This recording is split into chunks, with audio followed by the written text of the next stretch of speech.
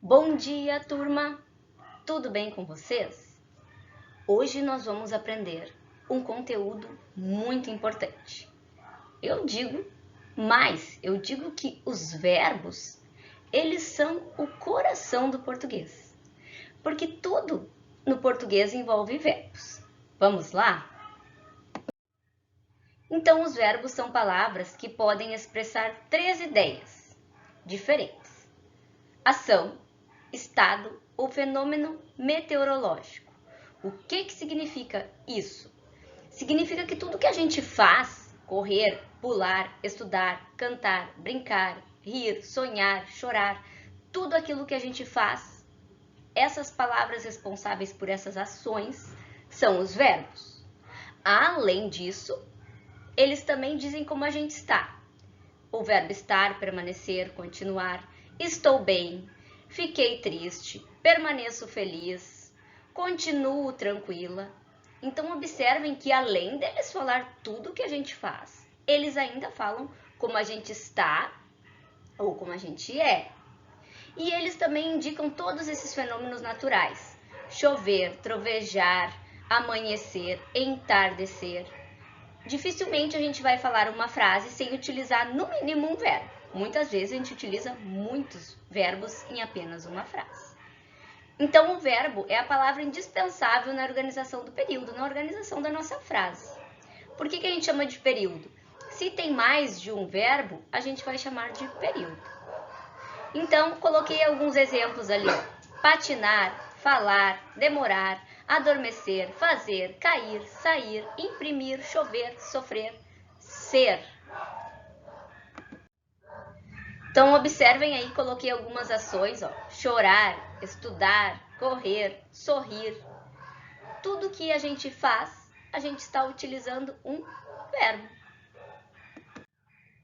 E olhem só, quando a gente está conversando ou escrevendo algo, ou a gente está falando algo que é certo, que é um fato, ou a gente está falando algo que a gente não sabe se vai acontecer ou não. Muitas vezes é um desejo, mas a gente não sabe se vai acontecer.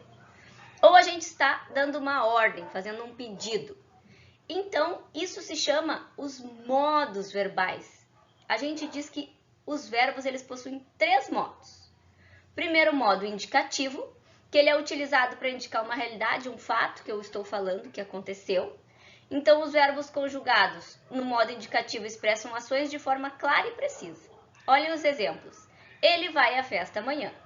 Nós compraremos um carro novo, estou muito feliz. Então, tudo que a gente falar, sem nenhuma dúvida. Passeei no shopping, fui à praia, estudei ontem, vou comer uma pizza amanhã. Tudo que a gente fala, sem nenhuma dúvida, a gente está utilizando o indicativo. E olhem só, pessoal, pode ser uma coisa fantástica, que não existe. Se a gente está falando sem dúvidas, é o modo indicativo. Se eu falar para vocês assim, hoje eu acordei e dei uma volta no meu tapete voador com o Aladim, cheguei em casa e passeei com o meu dinossauro de estimação, que possui 5 metros de altura. E depois eu plantei uns feijões mágicos que cresceram e foram até o céu e eu subi até lá pela uma escada. Observem que é uma coisa impossível, maluca, e vocês vão falar: a professora está doida. Mas eu falei isso sem nenhuma dúvida. Eu falei que eu dei uma volta no meu tapete voador. Eu falei que eu passeei com o meu dinossauro de estimação e eu falei que eu plantei feijões mágicos. Não tem dúvida nenhuma. Se não tem dúvida no que a gente está falando, a gente está utilizando, sim, o modo indicativo, que indica certeza. Depois, o modo subjuntivo. O modo subjuntivo é aquele modo que indica dúvida. Então, pode ou não acontecer. Às vezes é algo que não vem acontecendo. Às vezes é algo que a gente deseja, mas pode ou não ocorrer. Então, ele é utilizado para indicar uma possibilidade. Pode ou não ocorrer. Então, os verbos conjugados no modo subjuntivo, eles expressam ações de forma incerta, de forma duvidosa. Olhem só os exemplos. Tomara que ele vá à festa. Olha, eu desejo que ele vá à festa, mas é certo que ele vai ir? Não sei, tomara, né? Seria melhor se comprássemos um carro. Então, se comprássemos, é certo que a gente vai comprar? Se comprássemos, seria, mas é certo que a gente vai comprar? Olha esse se trazendo essa dúvida. Talvez ele desista de trabalhar. Será que ele vai desistir? Talvez. Então, vocês vão perceber que essas frases, elas não dão uma certeza. Elas deixam sempre aquela dúvida no ar. E já o modo imperativo, lembre do imperador. O imperador senta no trono e ele manda. Então, o imperativo, ele é feito para dar ordens. Então, você está dando uma ordem, está dando um conselho, está fazendo um pedido, e essa ordem é direto para quem está ouvindo. Então, esse verbo, ele também vai estar de forma direta para que se cumpra isso. Então, ele é usado para indicar ordem, pedidos ou conselhos. Olhem só os exemplos. Vá à festa. Comprem um carro. Estudem mais.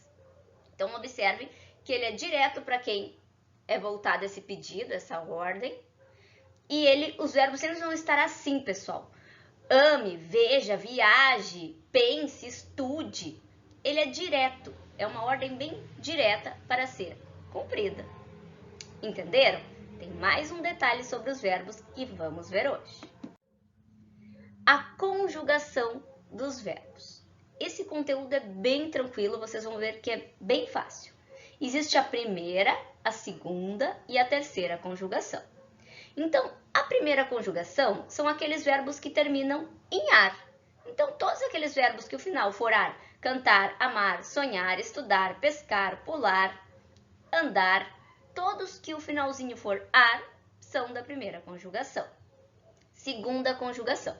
Eles vão terminar em er ou em or. Mais comum o er. Comer, vender, correr, querer. Aí vem o por ali, que termina em or. Por que eu digo mais comum terminar em er, pessoal? Porque até o por, antigamente, ele era poer. Ele terminava em er. E daí, como a gente acaba diminuindo muitas vezes as palavras, ele se tornou por. Mas a maior parte dos verbos vão terminar em ar, em er e em ir. Então, a terceira conjugação, os verbos terminam em ir, partir, assistir, sorrir, mentir, exigir, corrigir, dirigir. Qualquer dúvida, é só chamar, estou à disposição. Bons estudos e uma ótima semana!